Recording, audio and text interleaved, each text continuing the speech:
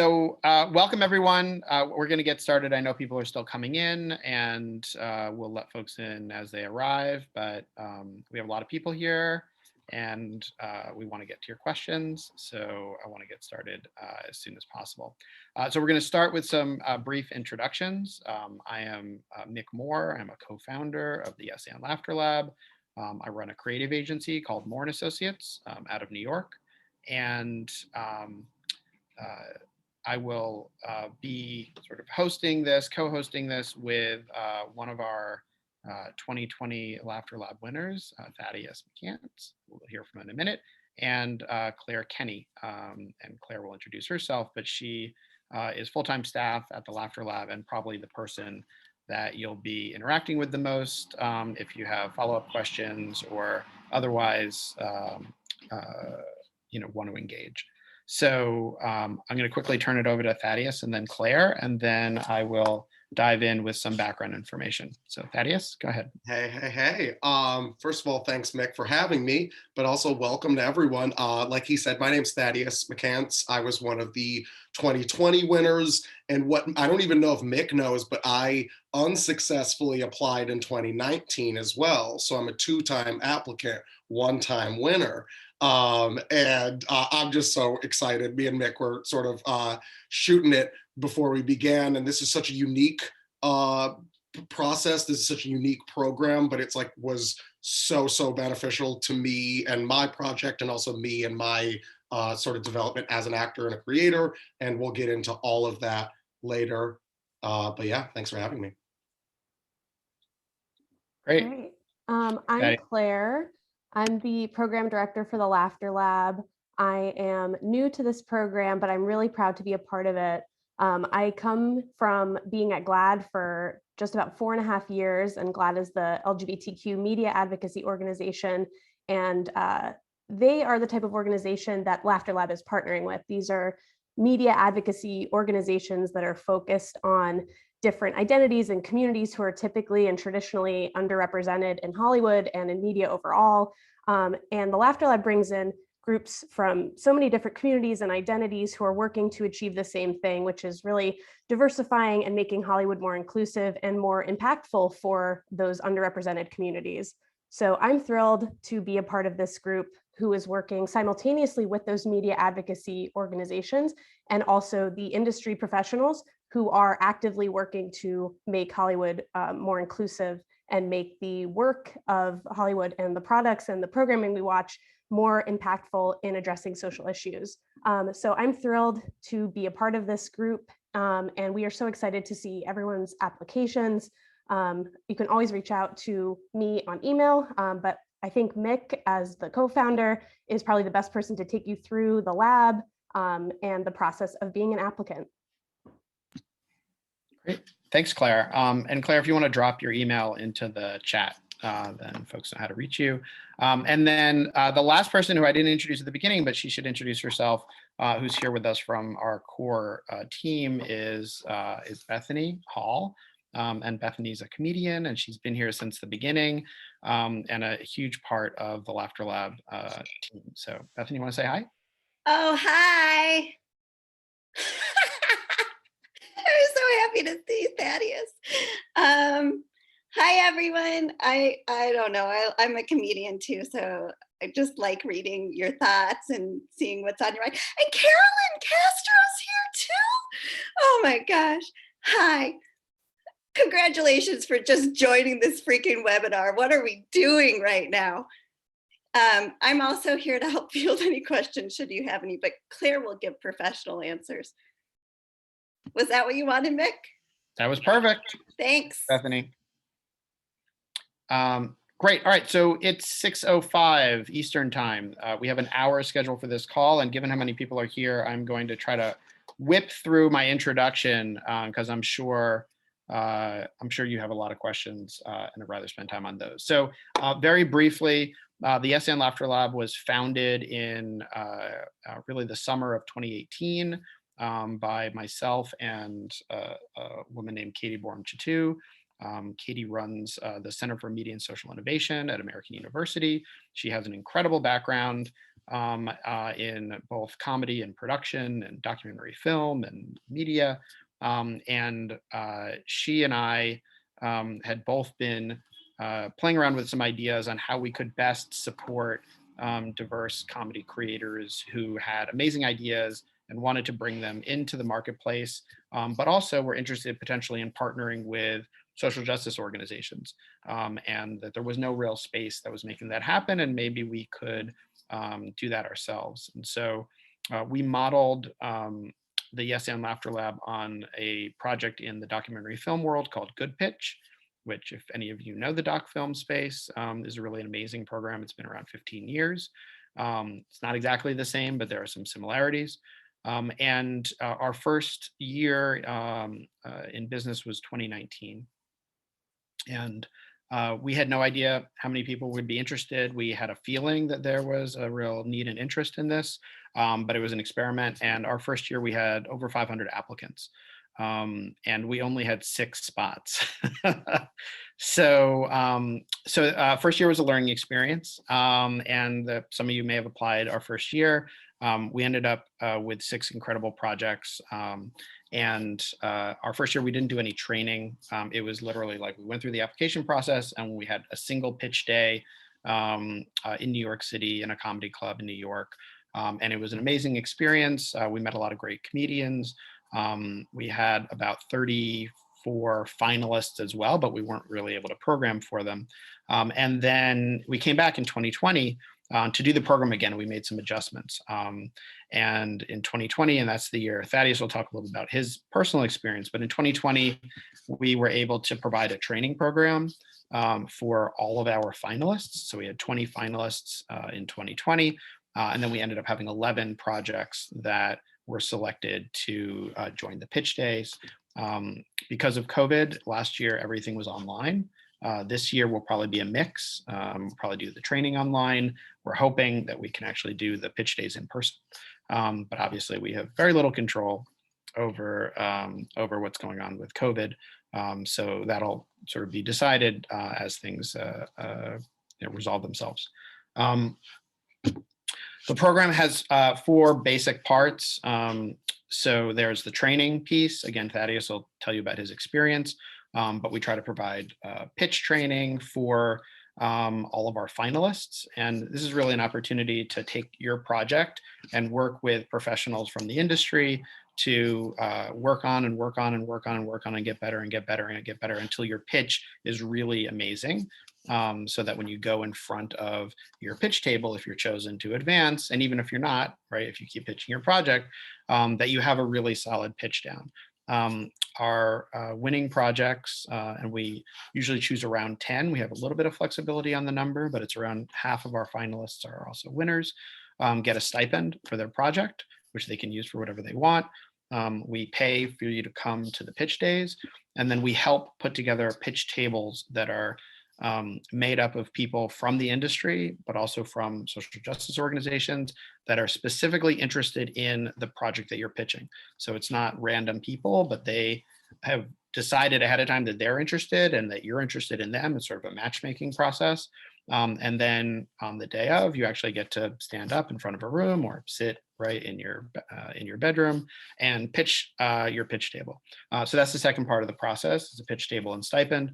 The third part, which is really kind of new and evolving and something we're really working on investing in, is the community of the Laughter Lab. And at the moment, we have 60 people who've either been finalists or winners across 2 years. That's going to grow over time. We also have hundreds and hundreds of applicants. So we're looking for ways to do programming that can reach more broadly into this community of comedians. And then the last thing is there are other forms of support that we're interested in providing. We've gotten a lot of feedback over time from folks like Thaddeus and other finalists and winners about what they need, what they would like. And our goal again here is to be of service to the comedy community. So that's a little bit about what we do. And then on process, I'm going to be really brief because, to be honest, like, this information is on the website. I encourage you to go to the website, yesandlaughterlab.com. But just so you know what to expect, we're in the application stage right now. Applications are due March 1st is the deadline. I will tell you from past experience that we tend to get about 50% of our applications on all the days before March 1st, and then 50% of the applications on March 1st.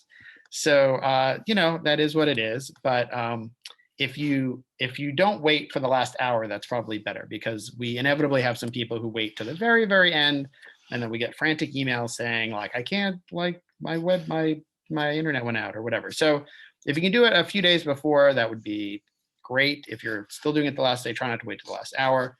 But that's our deadline.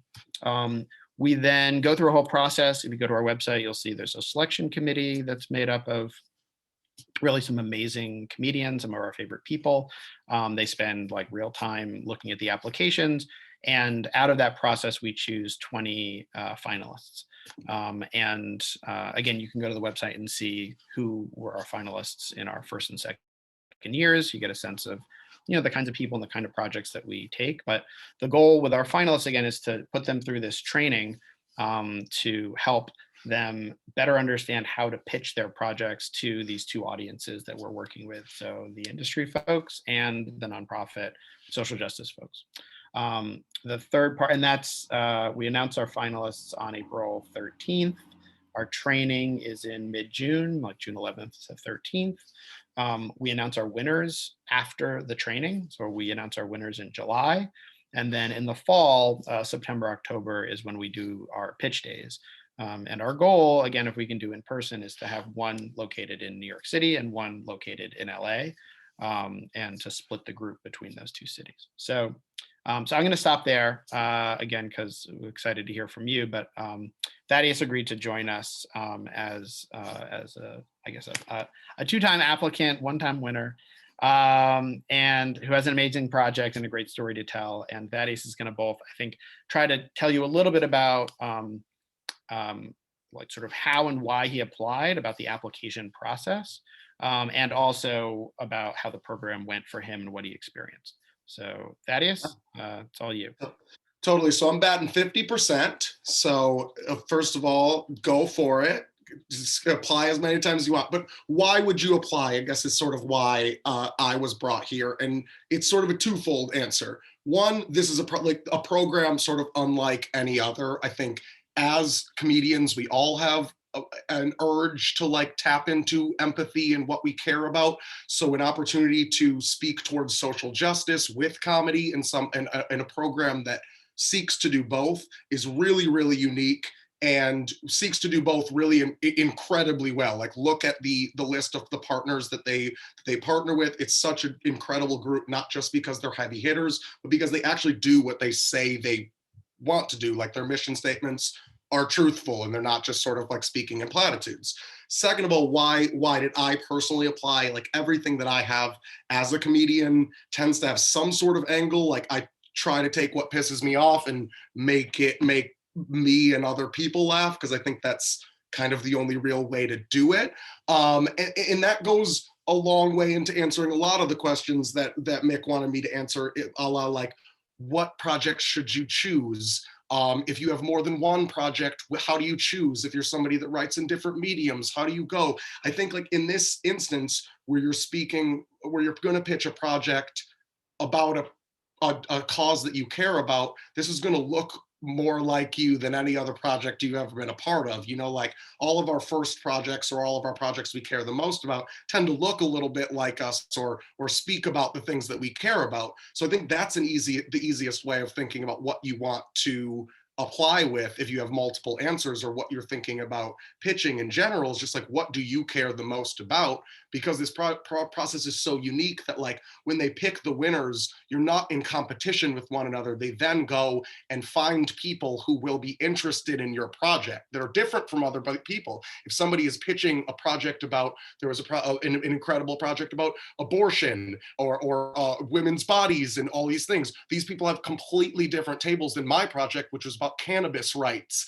And everyone is coming at these spaces from such disparate, incredible, truthful places. And this is a space where you have your own space and you're not in competition with anybody else. So I guess my advice from an application standpoint is to speak truthfully, speak about what you care about, and just ultimately be as funny as possible. This is not a place where like social justice means you have to like not say fuck or like not like push the buttons. Like we're talking like we're talking comedy for comedy's sake. Like this is not, and you're also speaking to like Katie and Bethany and Mik are the people who care about like the science behind why comedy can force people to change their minds about things that if you yell at them, or I mean, I always yell, you can hear from my Zoom, you probably had to turn it down, but you know, like if you don't yell at somebody, how they're probably more prone to hearing what you have to say. And I think as comedians,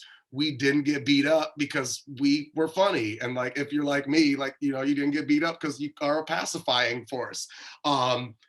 So there's so much that you can tap into to tell your story and what you care about. So I applied twice. I applied with a project that I care a lot about. I'm a child of the war on drugs. My dad spent time in jail for drugs. I tried to dream about a world that I wanted to see. I wrote a project about a kid getting out of jail for selling weed and starting his own legal weed dispensary. This is something I care a lot about. It's a unique process because during this, when I pitched this, COVID hadn't started. The first application process was in February last year and COVID hadn't started. So then when COVID happened, this competition turned into like a 6 or 7 month competition. And so it was super interesting and super unique to be able to work with Mik and Bethany throughout this process. And I was in another process throughout this, but ultimately through what I did in this Laughter Lab, I sold this television show. So it's like legitimately designed for you to do what you're supposed to do. And that's get your projects and you in front of the people that you're supposed to be in front of, because again, you're the funniest people and the people who care the most about what you care about. So it's such a unique process, such a unique opportunity to focus solely on the work. That's also something that the stipend gave me a chance to do, is focus solely on the work for whatever opportunity or amount of time that was possible. It's not like other spaces where you're in competition with one another. It's just a space where you get to talk about what you want to and say fuck, you know? And so that's the end of my like long scale spiel, but let me look at Mik's delicately crafted list of questions and see if I answered them all. Oh, what did I emphasize in my application that I hoped it would, but I mean, it's just me, who you are. I think that like, if you come to this space speaking about who you are first, your project is probably going to sound a lot like you, smell a lot like you, look a lot like you.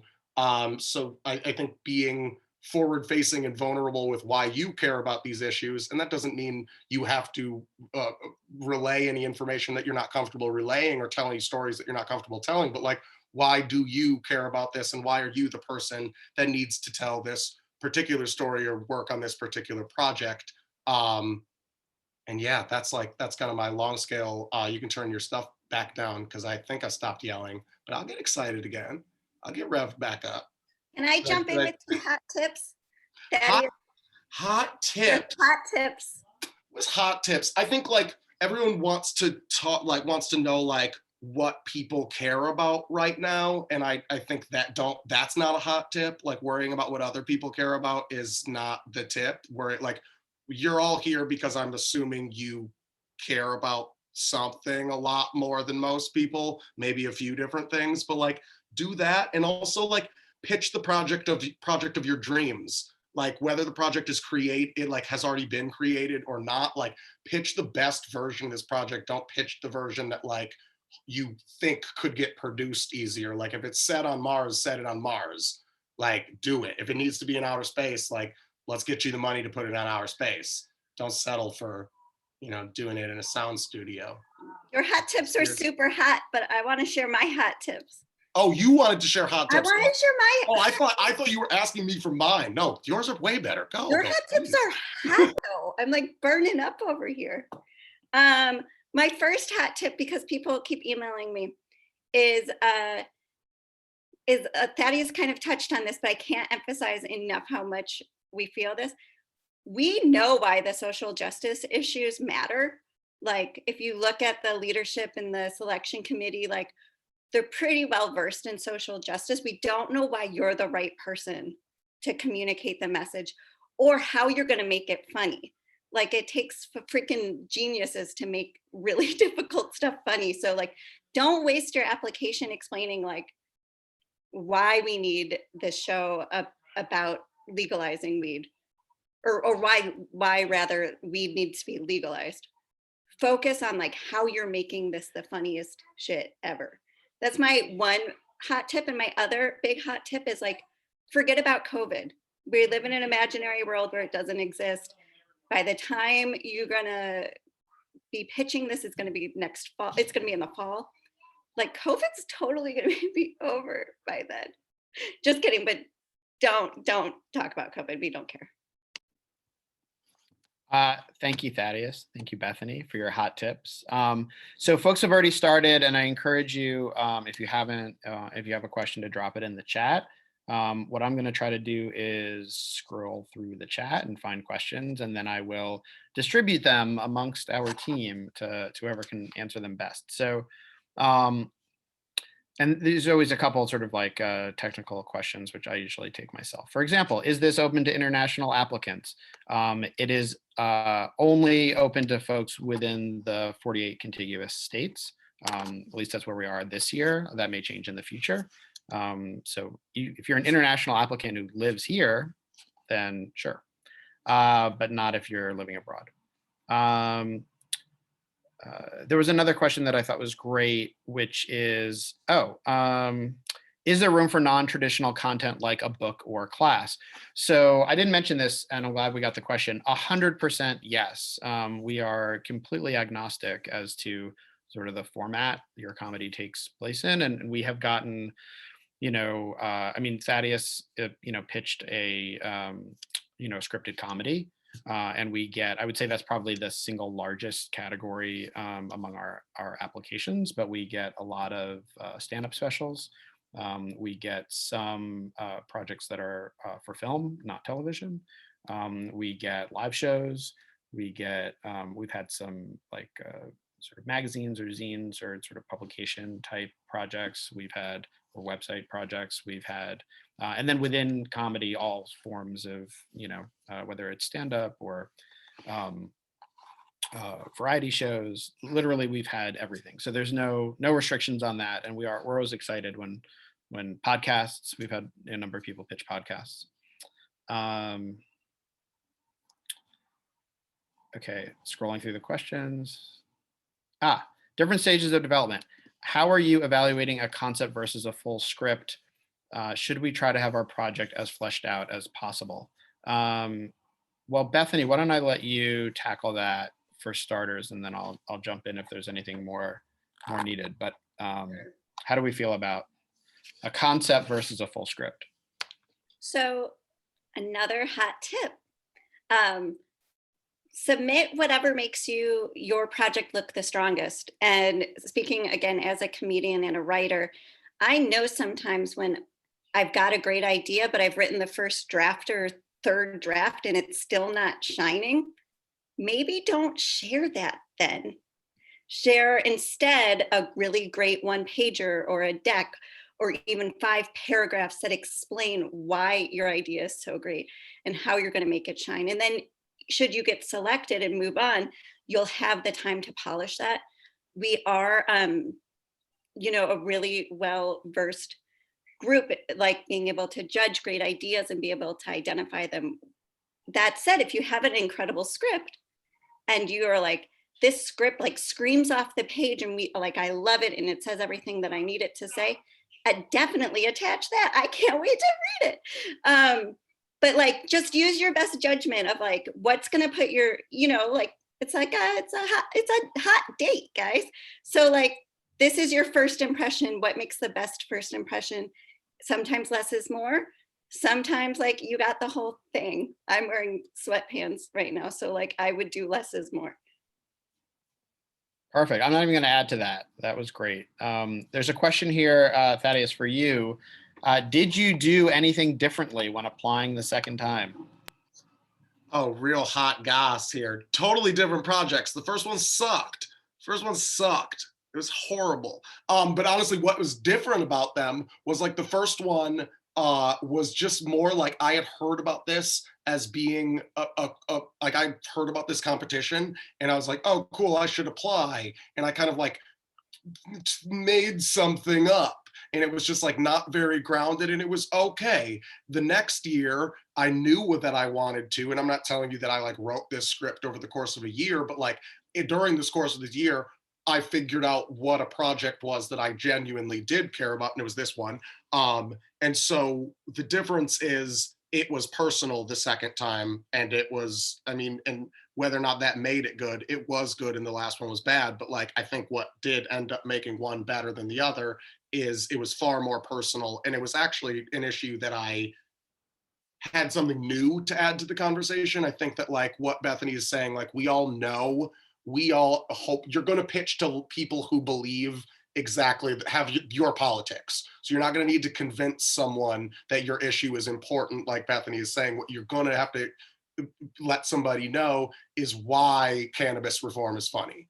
Like there's many ways where that's not funny. A bunch of black dudes went to jail. That's not funny. But like somehow we can figure it out. But like, so it's more about what you bring to it, what you will add to the conversation, and why you're funny, just literally why you're funny, which I think there's other things that are in there about what you should put in there and how much, again, to Bethany's point, make it your funniest stuff. Like there's no sense in like showing somebody half drafts because it's like you can vaguely pitch something in a much more interesting way than you can if the specific 30-page script is not tight and fun. So yeah, that's long and short of it.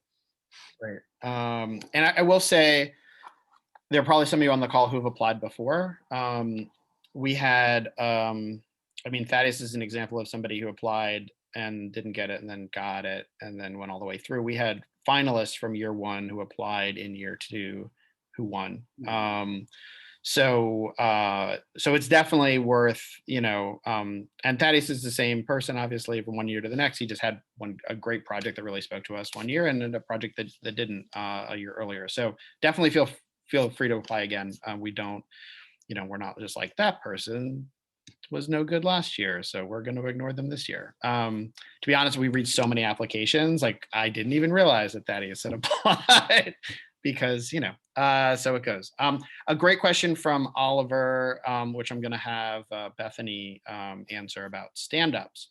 So Oliver writes, what are you looking for in a stand-up comedy special submission? A full written routine or a 1-hour video of performing the submitted materials? Hi, Oliver. Okay, what am I looking for? Again, I'm just gonna like echo what I just said. I would think probably rather than submitting an hour special or routine, probably identify that type 5. Would love in an ideal, yeah, well, we're not in an ideal world. I would love to see audience reaction and hear the laughter, like just to encourage like what it is, like show us how your jokes hit. I think with stand up, there is something about giving us a sense of how you perform. So if you have some sort of, and I'm making this up as I go, but just reviewing old applicants in my mind right now.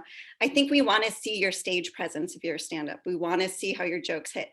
Perhaps you don't have coverage of the show that you're working on, and that's okay, but give us a taste of what the old stuff looks like and what the new stuff is going to be, and again, why it's funny, how it's funny, why it's got to come out of your mouth to make it resonate. Was that helpful? I don't know if that one was that helpful. Yeah, and we've had 3 stand-up projects that have come through that have won. One in our first year, 2 last year, and it was really it's very helpful. You want to get a sense of, as Bethany said, less the specific material, although that can be helpful too, but more your presence and your sort of talent as a stand-up. There's so much you can do with stand-up, like there's so many ways that you can break the norms and break that fourth wall. So I'd love to hear if you're going to do stand-up and you're intending to break those standards, like how you're going to do it and why that's so funny. So we got a couple questions about sort of what stage in your career you should be, whether like total amateurs versus like more seasoned professionals. We have, again, we're agnostic on issue, we're agnostic on medium, we're also agnostic on the question of experience. We do think there are people who are like just getting in who may have an incredible project and be super talented, and we're going to look at those equally. That said, if you want to get a sense of Thaddeus, you can speak to sort of what stage in your career you are. I think if you look at our website and look at who's actually become a finalist and a winner, you can probably get a sense of the kind of folks that end up making it through the process. But Thaddeus, sort of where are you professionally when you applied? So there's a thing that we all look at each other and we all say we're all emerging, because everybody's an emerging writer and there's no definition of an emerging writer. But I'm finishing up grad school through this process. Sold a TV show very, very recently. I was a performer for 10 years, a comedian for 10 years before I went to grad school for playwriting. So I'm like that far in my career. So I'm a 32-year-old dude who's in the middle of it and the thick of it, and doing online grad school.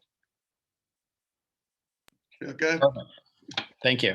All right, looking for more questions. Sarah's question. If some of our material is online already, are we allowed to submit that material or not? Yes. So the short answer is, yeah, it doesn't matter if your material is online and people have already watched it, or it's a show and you've been like, sort of performing it. The only thing that matters is whether or not like you already have a deal. Like if your project is in development, then this is not the right, that's not the right project for this, for this lab. But if you've been, we have people who created multiple years of a web series, right? And after 2 years of their web series, they applied and they had obviously a lot of episodes that we could look at. We've had people who've been working on a stand-up show for a year before they applied, right? So yes, there are a lot of people who have done a lot of work on their projects before they applied, and they let us see that work and it's already been seen by the public. But as long as you don't have a deal in place, and that's a question that we ask you in the application. So when you get to that question, answer it. Sorry, Lorena. Can you please clarify the doors that open when selected? We pitch to who? Production companies, networks, reps, a combination of everything. That's so great. Well, can you just say like who was at your table let's give a specific example? So yeah, that's like the dopest part about this project. So it's like they will literally take your project, look at what it is about, who you are, and who should hear it. So my project was about cannabis legalization, economic justice reform, many, many things. So I got to speak to former editor of High Times, Kristen from Color of Change. These are the sort of NGOs or nonprofits we were working with. But I also pitched to Micaiah from Netflix, a couple different production companies, NBC, bunch of different folks. So it's literally a mix of both development execs, nonprofit executives who are in your field. So if you're working with LGBT rights, they're going to put you in touch with GLAAD. If you're working, it's like they have so many spaces and such an interesting tendril of people. So it's literally just execs, nonprofit folks. They're working towards getting a lot more sort of representation in the field, because selling yourself, obviously people are just funny, and like sometimes funny people need to be represented. So that's in the mix if you're looking for it to be in a mix. But it really is like you have a conversation with Mik and you literally come up with a list, and Mik asks you like, how do you feel about Method Man? and like you have a funny conversation with Mik, like pitching you Method Man as your executive producer, like it literally is a back and forth. This is a conversation I had. No, it really is a back and forth with Mik and Bethany and everyone about what will make, who wants your project, who has already expressed interest in your project, and who should hear about you. So it's a little of everyone, a little of no one, a little bit of only the people who should hear it, which is honestly far different than any other pitch situation where I'm in, where folks tend to come because they have to or they're getting paid to, and then they listen to you and they say, bless your heart, aren't you funny? And then they go back to their hotel room and drink. And it's like, have you ever pitched at a film festival? It's weird. Move along. Sorry. That's who was at my table.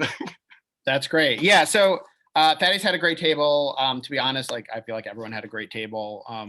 The process, as Thaddeus described it, is correct. It's so if you go to our website, there's a list of partners, and that's a list that's always growing. These are a mix of production companies and networks and streaming services and NGOs, some management companies, et cetera. And what we do is, everybody's project is different, and everybody has different interests in terms of who they want to see their pitch. And so we will not put someone at your table that you don't want at your table.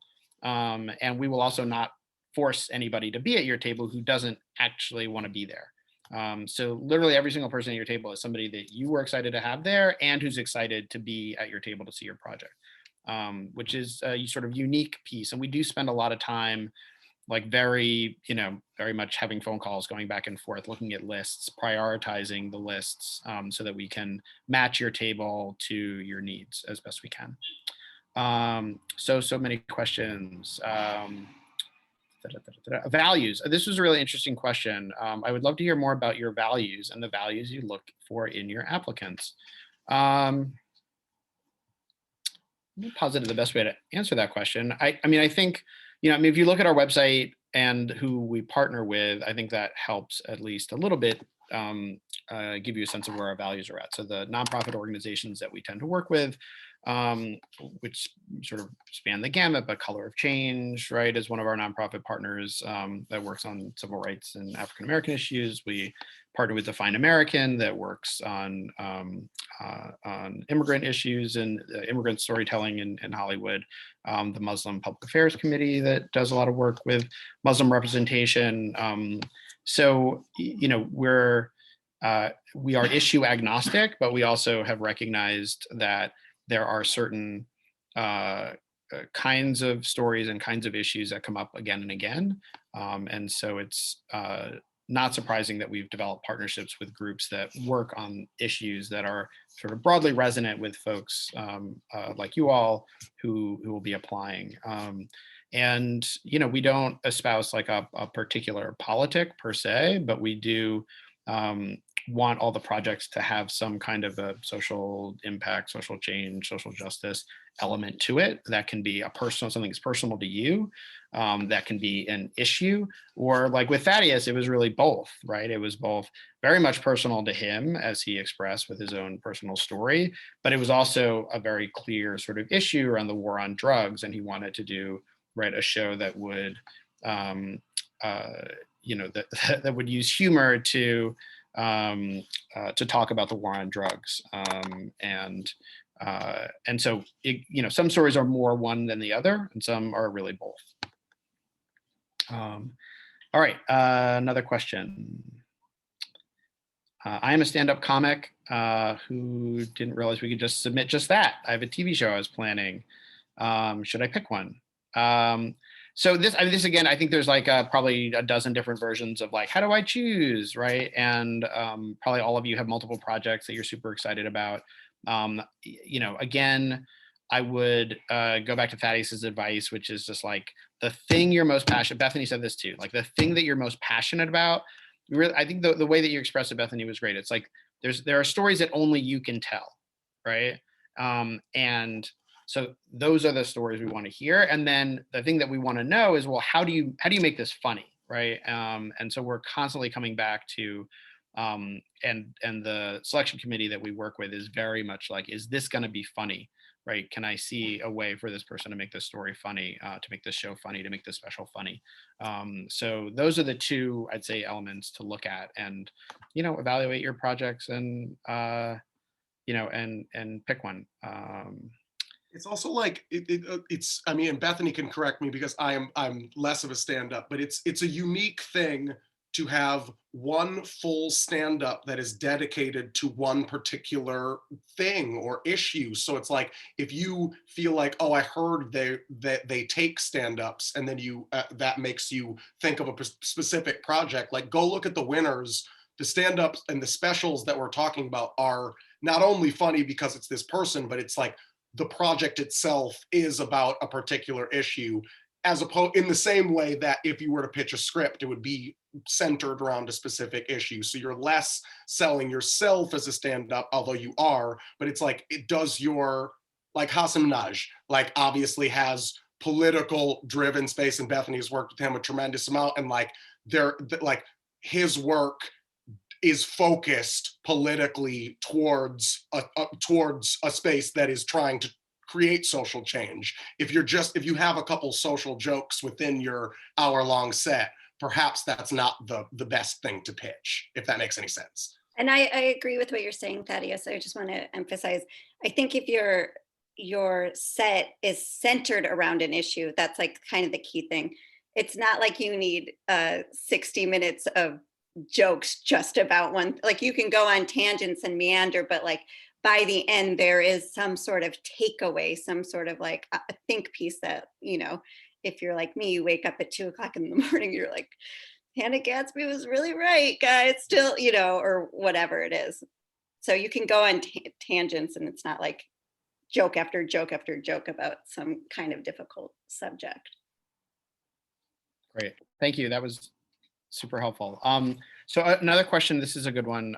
If you have a project that tackles several social justice issues, do you focus on one? And the answer is no, not necessarily. The application allows you to select as many as you want. And I think there's an application question, and there's a creative question. I think the application, it doesn't matter. It can focus on as many as you want. I think the question from a creative standpoint is like, can whatever the project you're doing, like really effectively sort of tackle, multiple issues. And sometimes it really can, and sometimes that's hard. So I can think of projects where there are several issues within the project that are, I think, tackled effectively, but and others where it's clear that the decision to focus on one major issue was the right decision.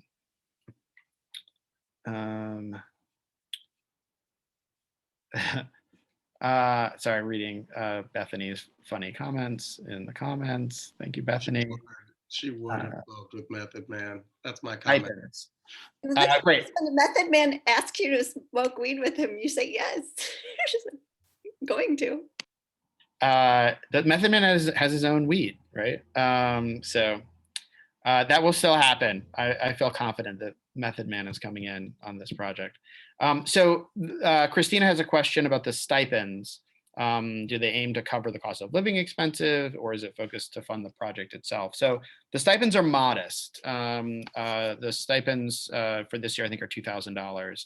And the goal is, it was really it's connected to our philosophy, which is that artists of all kinds, comedians here specifically, are often asked to do a ton of work that's uncompensated. And we see even your work preparing to do a pitch as work, right? It is time you are spending. So to respect your time and to compensate you for your time, we're giving you a stipend. You can pocket the stipend, you can spend it on weed, you can spend it on whatever you want. Some people do spend it on their pitches, right? They're like, I have $2,000, I'll spend $1,000 on like, shooting something, or on design work, or whatever it is. But it's really a way for us to signal to you all that comedians should be getting paid for their work. And too often, there are other programs that we feel like are a little bit abusive in terms of time, how they treat comedians in their time, and we're trying not to be that way. So, a question from Michelle. Does Yes and Laughter Lab help with networking outside of this awesome application process? What communities are out there for folks who want to take action for social justice through comedy? Well, maybe Thaddeus, you want to speak to the networking, like from your perspective, like the networking aspect of this?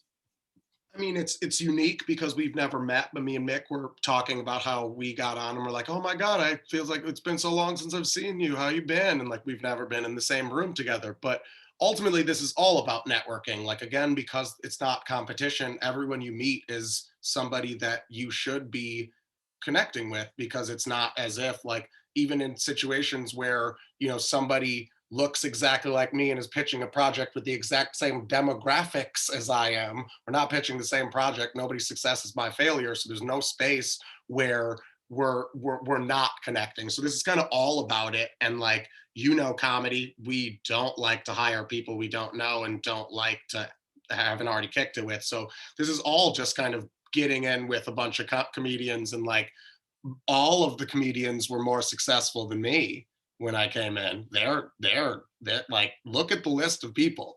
Like, some of these people on the list, I was like, why are you pitching with me? Again, we're all emerging. But like, it's this idea that everything, like, it's you're all on the same playing field, and you're all trying to do the same thing. So it's all about networking. There's also something that Mick's doing that he can probably talk to a little bit more, but about sort of the building the community of the Laughter Lab outside of this, and creating the digital spaces that can hopefully turn into physical spaces where, you know, we can talk, and if we have projects, and if we have writers' rooms, and if we have things, we can incestuously prey upon each other, I think is the goal. In a positive way, not incestuously prey at. That sounded, I'm going on, I'm putting myself on mute. I double thumbed it, so. Yeah, so the one of the things that was really great, I remember when we were in the training process, which Bethany led, and each person would, like, you know, run their pitch, and then there would be this, you know, sort of moment afterwards. And it was like, I mean, it was all mutually supportive. There was like a lot of that, but also just like, don't you need a character who's like, right? Everybody was like inserting themselves in each other's projects, which was pretty, pretty awesome and apropos. And I also think, like, it's real, like, you know, the people that you meet in here can introduce you to other people, or like think about you when there's a project that comes up. Like, the network is a big part of what we're trying to build. Obviously, we've only been around for a couple of years, so, you know, we're still relatively small, but that's a piece of work we're exploring for this year, which is how do we, on an ongoing basis, outside of the sort of narrow framework of the pitch tables and the training, provide continued support and community for folks. And Claire's going to be doing a lot of work on that this year. We're going to be rolling out some new initiatives.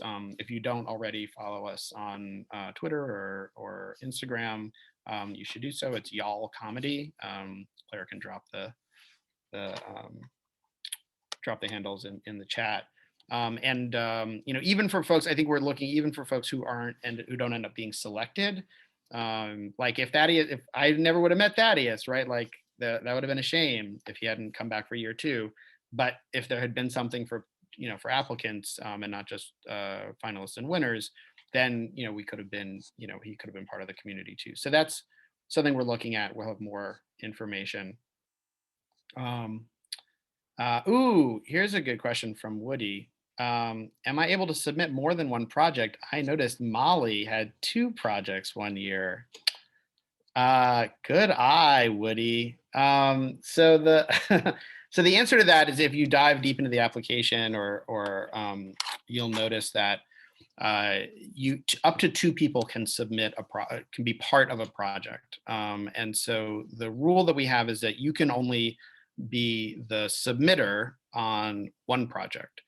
But if somebody else is submitting a project and you're part of the team on that project, you can still submit as the second on a team. So and it just so happened that, you know,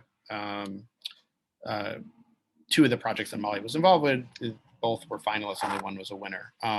But yes, that said, again, focus on your best project, and you know, and don't worry about like being a second. If there's another project that you're really involved in, you know, that's one way to go. But all right, sorry, looking through. If it's a live theater show, who might we pitch to? Oh, that's a really good question. You know, we had, I'm trying to think if we had a live theater show that was a finalist this past year, but not a winner. So I don't think we did a table for them. But there are, you know, we had a company that has that owns a whole series of comedy clubs as a table participant, which was for one of our stand-up shows. But something like that would be a good fit if you're doing a live show. We actually had a live show our first year that more fits into that category, where they were looking to do kind of a touring thing and be in other cities. And we had an interesting group, you know, that we assembled for them. So, so I think no matter what your project is, we will find the right people for it. We put a lot of energy into that, and so don't not apply just because it's an unusual kind of a project. I also would just add to that, Mick, with live theater, a lot of the prep work is generally not like funded. So we might loop in more people on the philanthropic side to help support get that project launched, in addition to other more traditional routes. Yeah, we are connected to foundations that fund in this space. And so, you know, some projects, all the funding is going to come through traditional means, but some projects are more alternative and could use outside funding, and we'll potentially put a foundation officer at your table. All right, I'm looking through questions. We have 8 minutes left. Could it be a project aimed at children? It most definitely could. And one of our finalists last year was a really fun project called Radical Cram School, which you can actually watch. It has several seasons, and it is a children's show about radical politics that's aimed for children, although I like watching it as an adult. So It can be a late night show. It can be a children's show. It can be an improv show, like literally any format. I went through and I made a list. It can be about mental health. It can be about healthcare, just some of the non-traditional things. It could be about a disability. So when you're thinking about if it be about this thing, like the answer is like, yeah, it can. And we want to hear it. yeah, thank you for going through. I kept seeing so many of them. But yes, that's exactly the right answer. Reopen inequalities abroad. Healthcare, yes. If you're not partnered with a nonprofit that covers issues, I was thinking about writing about a way the world devalues the elderly. So, all right, so that's a great question, because I think underneath it is like, are the partners that we have the only people who are going to be at the tables, or the only people we have access to? And the short answer is 100% not. There are a lot of nonprofit organizations that we are in relationship with, or who have been to pitch tables who are not formally partners. And the reason they're not partners is not because they wouldn't say yes if we asked them necessarily, but because we try to limit the number of partners to folks that are more likely than not to want to be at a table every single year. And so there are recurring issues that we see again and again. But, you know, for an issue like, you know, relating to the elderly or seniors, like there are lots of organizations that work on that issue. We would 100% reach out to them to be at that table. And I'm sure we would find groups that would say yes. In fact, we're partnered. One of Ashita Srivastava is from Caring Across Generations, and they're centered around elevating elder care. And yes, which I should know, because so yes, well, one of our organizations actually does work on elderly issues, but the broader point being, like, if you don't see it on the website, that doesn't mean that they might not be at your table. And that's true on the industry side too. Like Amazon is not a partner currently, but they were at one of the pitch tables this year. They may become a partner this year. And we're always in conversation with new partners, and because we're trying to expand the community of folks that are invested in this. We are not trying to partner with everyone. We don't think this is a good fit for everyone. We're a values-driven program, and you know, so we try to find partners that are aligned with us. Mary asks, if your script is longer than the 23-page limit, is it better just to submit a pitch deck for it? And or can you add a short video with the application? So what you'll notice is there's like the stuff that you can upload, and then there's a space for links. So if you have something that's long, like a video or whatever, you can always just put a link to it if you want to make sure to have that in the application. I think having now read 800 applications over the last 2 years, I will say that it is difficult for us to get, like, if you have a lot of things that take up a lot of time, the chances that, you know, we're going to be able to really look at them all is not high. And because you want us to look at the best things, having fewer things that are better is better than having more things and then having us maybe end up watching the thing that's maybe not the top thing on your list or whatever. So just don't feel like you need to include everything. You need to include enough for us to really understand what you're trying to do and who you are, and how it's going to be funny. I would focus on that. Do you retain the full rights to the content? You retain the full rights to the content if it's sold. If it's not sold, like, we literally will not touch your rights at all. Again, this is sort of part of the philosophy that we bring to the table is we think comedians get screwed over all the time. Lots of artists do, and we are not trying to take your shit. So yes, you own it. Whether you sell it, don't sell it, want to move it somewhere else, completely. Is this being recorded and will it be shared with attendees? Yes. So we did a version of this last year. If you go to our YouTube page, and Claire maybe drop the link to the YouTube page in the chat, you can find not only the video of this Q&A from last year, but also we have a number of other videos, including some 2 videos from our pitch days. So if you want to get a sense a little bit of what the pitch days are like, one in person, one from Zoom, you can watch that on the website. There might be a few of our webinars on there too that we decided to upload. All right, we are down to our last questions. Michelle, do you give feedback to the finalists or to any of the other applicants? Thaddeus, did we give feedback to the finalists?